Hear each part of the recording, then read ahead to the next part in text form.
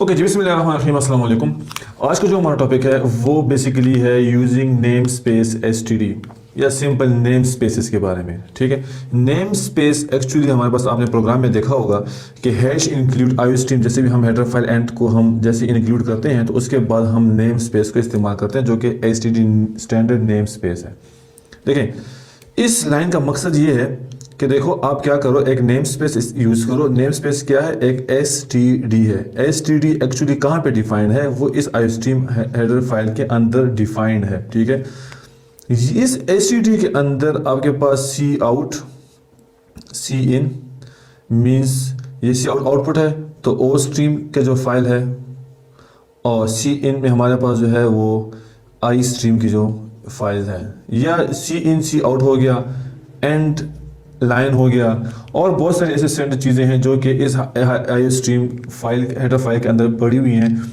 Actually name spaces इसलिए हम इस्तेमाल करते हैं ताकि ऐसी कोई चीज़ें हों जो कि हेडर फाइल में डिक्लेयर हुई हो और यहाँ पे फाइल इस मेन फंक्शन के अंदर भी वो इस्तेमाल हो रही हो, तो दोनों के अंदर डिफ्रेंशिएशन लाना, मतलब दोनों को डिफ्रेंशिएट करना, ये हमारा किसका काम होता है? नेम स्पेस का काम होता है। नेम स्पेस आप अपना खुद भी बना सकते हो। किस तरह वो हम देखते हैं। देखिए फॉर एग्जाम्पल, हमारे पास एक्चुअल ऑपरेटिंग सिस्टम में क्या होता है?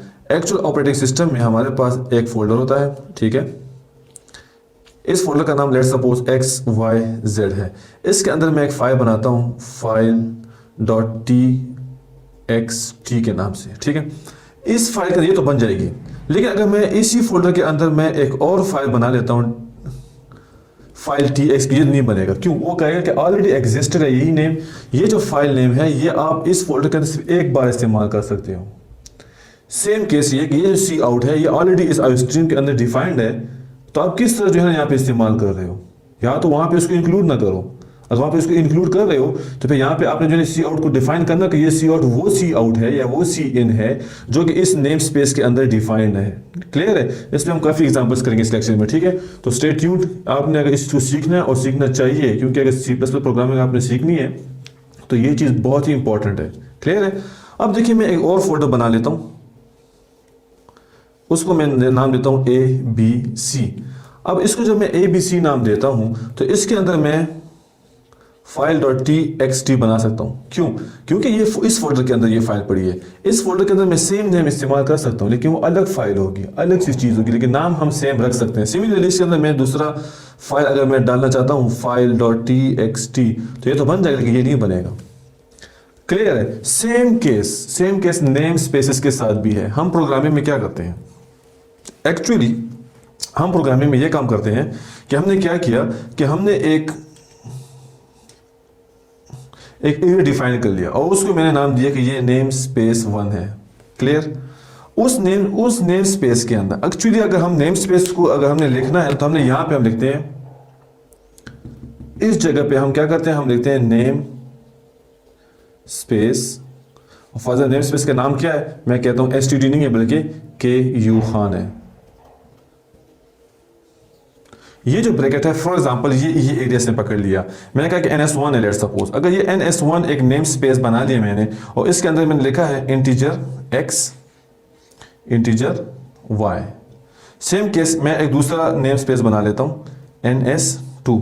ठीक है, इसके अंदर मैं लिखता हूं इंटीजर X और इंटीजर Y। मैं यहाँ पे X इज इक्वल टू 5 कर लेता हूं। सिस्टम को पता नहीं चलेगा कि ये X कौन सा X है, आया ये X इसका है कि इसका है, पता नहीं चलेगा सिस्टम को। तो हम क्या करते हैं, हम यहां पे एक कंसेप्ट इस्तेमाल करते हैं जिसे हम कहते हैं स्कोप रेजोल्यूशन ऑपरेटर, जो कि डबल कॉलन होता है। काफी आप लोगों ने देखा होगा, अगर नहीं देखो यहां पे समझ लें। तो मैं क्या कहता हूं, मैं काम करता हूं, मैं इसको बताता हूं कि देखो ये X जो 5 है ये किसका X है, ये X इज इक्वल टू 5 है। ये 5 वैल्यू X को दो, कौन से X को, इसको या इसको? तो मैं स्कोप रेजोल्यूशन ऑपरेटर इस्तेमाल कर लेता हूं। इससे पहले मैं नेम स्पेस का नाम दे दूंगा, मैं कहता हूं कि NS1 को दे दूं। तो मेमोरी के अंदर क्या होगा, जो NS1 होगा उसने यहां पे X की वैल्यू को 5 असाइन कर लिया, और यहां पे एक दूसरा X है जो कि इस NS2 को पॉइंट कर रहा है।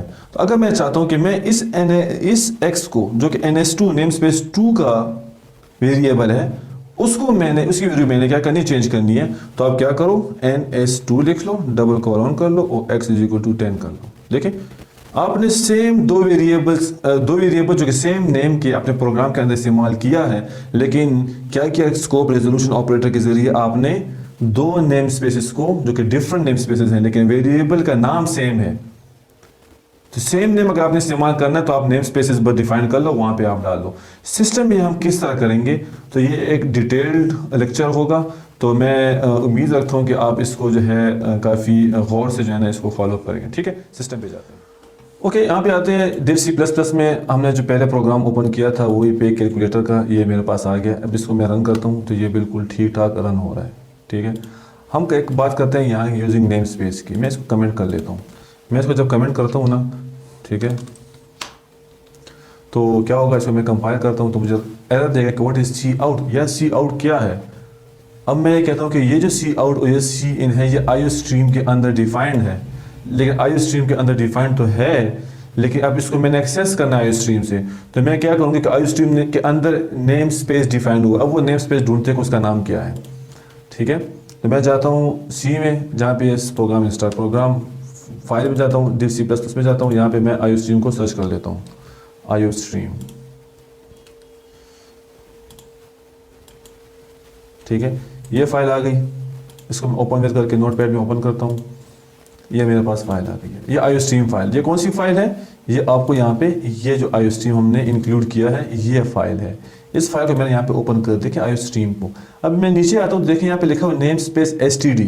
अब इसका मतलब ये है कि जो ये नेम स्पेस std देखिए सी इन सी आउट यहाँ पे लिखा आ रहा है ना कि ये आई स्ट्रीम और ओ स्ट्रीम के अंदर ये ऑलरेडी डिफाइंड है, तो ये कौन सा नेम स्पेस है, std नेम स्पेस है। तो मैं कहता हूँ कि यार ये जो सी आउट है ना, ये जो सी आउट है ये किस नेम स्पेस का हिस्सा है, ये आपका std नेम स्पेस का हिस्सा है, और इसके साथ डबल कॉलन जो कि स्कोप रेजोल्यूशन ऑपरेटर है, इसको इस्तेमाल करो। सिमिलरली यहाँ पे हमने क्या करना है, यहाँ पे जो सी इन है इसके साथ भी हमने ये लिख लेना है। ठीक है, इस तरह यहाँ पे भी लिख लेना है, तमाम के तमाम वेरिएबल्स ये जो सी इन सी आउट है इसके साथ हमने लिख लेना है। और यहाँ पे एक और चीज़ भी एंड लाइन, ये भी आपको वहाँ पे डिफाइंड है। तो मैंने ये कर लिया, इसको मैं रन करता हूँ तो अब देखिए ये रन हो गया। मतलब ये कि बजाय इसके अगर हम यूजिंग नेम स्पेस std इस्तेमाल कर लें तो ये सारे हर जगह स्कोप रेजोल्यूशन ऑपरेटर इस्तेमाल करने का जो प्रॉब्लम है, हेडेक है, वो हमारे पास जो है ना वो खत्म हो जाएगा। क्लियर है। लेकिन इससे ऐसे किस्म जहाँ पे आपने वेरिएबल्स डिफाइन किए हो अपने नेम स्पेस में, उस नेम स्पेस की वेरिएबल को अगर आपने एक्सेस करना है तो आपने फिर स्कोप रेजोल्यूशन ऑपरेटर को भी इस्तेमाल करना होगा स्पेसिफिकली। ठीक है, वो किस तरह होता है, वो इस तरह, तो देखिए आप जरा, मैं इसको दोबारा बैक पे चला जाता हूँ ताकि हमारा प्रोग्राम जगह पे वापस है। ठीक है, ये वापस आ गया, इसको मैं रन करता हूँ तो ये यहाँ पे रन हो रहा है। अब मैं क्या करता हूँ कि मैं यहाँ पे अपना एक नेम स्पेस बना, देखिए ये डबल आवर्स रेट एंड पे है ना, मैं चाहता हूँ कि ये जो पेमेंट हो रही है ना, आवर्स मल्टीप्लाई बाय रेट, ये जो पे में स्टोर हो रहा है, ये किस पे में स्टोर हो, ये जो मैंने नेम स्पेस बनाया है उस नेम स्पेस में ये सेव होना चाहिए। तो मैं लिखता हूँ नेम स्पेस KU खान। ठीक है, यहाँ पे मैंने लिख लिया, और यहाँ पे मैं क्या करता हूँ कि मैं लिखता हूँ डबल पे। ओके, डबल पे मैंने यहाँ पे बना लिया है। अब देखें, ये जब मैं प्रोग्राम रन करता हूँ तो ये मेरे पास क्या कह रहा है, ये कह रहा है कि इसको मैं रन करता हूँ तो ये बिल्कुल सक्सेसफुली रन हो रहा है। लेकिन बात यहाँ पे क्या है, यहाँ पे जो वैल्यू स्टोर हो रही है ना, यहाँ पे इस पे में स्टोर हो रही है। तो मैं क्या करता हूँ कि for example for the differentiation मैं इसको इज इक्वल टू, मैं कहता हूँ कि 0 कर लो, इसकी वैल्यू क्या है, 0 है। अब मैं चाहता हूँ कि ये जो वैल्यू है पे की, ये यहाँ पे स्टोर ना हो, बल्कि ये इस नेम स्पेस के डबल जो है ना, ये डबल इसमें सेव हो। तो मैं क्या करूँगी कि आवर्स मल्टीप्लाई बाय रेट करो, आवर्स मल्टीप्लाई बाय रेट करो, और इसको किस पे में स्टोर करो, KU खान के नेम स्पेस के अंदर जो वेरिएबल डिफाइंड है उसके अंदर सेव करो। अब मैं इसको यहाँ पे तो सेव कर लेता हूँ, लेकिन यहाँ पे भी फिर मैंने क्या करना है कि उस पे को प्रिंट करो, सी आउट है ना, प्रिंट करो जो कि KU खान के अंदर जो पे लिखा हुआ है। तो मैं KU खान कर लेता हूँ। ठीक है, अब इसको रन करते हैं, तो फॉर एग्जाम्पल 3 फिर 2 3 2 6 आ गया। देखिए मुझे तो फर्क नजर नहीं है, मुझे किस तरह पता चले कि ये कौन से पे में स्टोर हुआ है। तो एक काम करते हैं, यहाँ पे आ जाते हैं, हम लिखते हैं सी आउट। ठीक है, यहाँ पे लिखते हैं एंड, सॉरी यहाँ पे लिखता हूँ मैं एंड लाइन, ठीक है। ओके, कहते हैं द वैल्यू ऑफ पे इज, क्या हो गया, मैं यहाँ पे लिखा है पे, एंड सी आउट, इसमें यहाँ पे एंड लाइन कर लेते हैं। अब देखिए मैं लिखता हूँ 3 × 2, तो ये क्या करेगा, इसने क्या किया है, इसने जैसे मैं 3 और 2 एंटर किया तो मुझे इसने वैल्यू निकाली है 6। तो देखें द वैल्यू ऑफ पे इज 0, यहाँ पे देखें पे 0 लिखा हुआ है ना, जो कि मेन फंक्शन के अंदर डिफाइंड है। तो यहाँ पे इसने क्या किया है कि यहाँ पे इसने पे को 0 कैलकुलेट कर लिया। क्यों? क्योंकि यहाँ पे हमने क्या किया है, इस पे के अंदर तो कोई वैल्यू हमने डाली नहीं है। क्यों? हमने तो पे के अंदर वैल्यू डाली किसको, के यू खान को। देखें आप, द वैल्यू ऑफ के यू खान पे इज 6। अब समझ आ गया ना, मतलब ये कि आपने जिस नेम स्पेस से आपने जो वेरिएबल असाइन डिक्लेयर किया उसको अगर आपने एक्सेस करना है तो आप क्या करोगे, आप ये 2 ऑपरेटर्स जो स्कोप ऑपरेटर्स इसको इस्तेमाल करते हुए कि उस नेम स्पेस का नाम पहले आप डालेंगे, आप वो एक्सेस कर लेंगे। अब देखिए मैं आपको और भी इसको सिंपल कर लेते हैं। सिंपल किस तरह करते हैं, सिंपल इस चीज़ को इसी तरह रहने देते हैं। और मैं चाहता हूँ कि यार इस तरह ना हो, इस तरह ना हो, बल्कि ये पे जो मैंने यहाँ पे डिक्लेयर किया है ना, यही पे इस्तेमाल हो। लेकिन इस पे को हमने यहाँ पे डिक्लेयर नहीं करना। मैंने यहाँ से नेम स्पेस को भी डिलीट कर दिया है। ओके, अब देखिए यहाँ पे मैंने क्या किया कि यहाँ पे मैंने इस पे को भी बिल्कुल सिंपल पे रख लिया है, और मैंने जो है ये भी डिलीट कर लेता हूँ मैं। अब वापस अपने प्रोग्राम पे चले जाते हैं। अब मैं रन करता हूँ, कह रहा है व्हाट इज पे, पे का तो मसला आ गया है। अब मैं यहाँ पे डिक्लेयर कर लेता हूँ। मैं कहा चलो नहीं यार ना करो, क्या करो, अब जाओ उसी आयो स्ट्रीम में नेम स्पेस यहाँ पे है ना, ये भी नेम स्पेस है, वही है ना, देखो हम उसको हेडर फाइल के जरिए एक्सेस कर रहे हैं। यहाँ पे क्या करते हैं, यहाँ पे मैं काम करता हूँ कि मैं लिखता हूँ DOUBLE पे। यहाँ पे मैंने डिक्लेयर कर लिया ना, इसको मैं सेव कर लेता हूँ। मैं इसको सेव किया, आ गया यहाँ पे, मैं इसको रन करता हूँ। बोला क्या कह रहा है, कोई एरर नहीं दे रहा। क्यों? क्योंकि यहाँ पे मैंने नेम स्पेस std का इस्तेमाल कर लिया है कि चलो यार स्टैंडर्ड लाइब्रेरी भी इंक्लूडेड है, ठीक है, तो यहाँ से इसको कर। अब मैं क्या करता हूँ कि मैं इस नेम स्पेस std को यहाँ से मैं इसको हटा लेता हूँ, इसको मैं हटाता हूँ, रन करता हूँ। तो आप इन एरर्स को देखो ज़रा, सारे एरर यहाँ पे नज़र आ रहे हैं। यहाँ पे एक एक एरर आपको नज़र आ रहा होगा, ठीक है,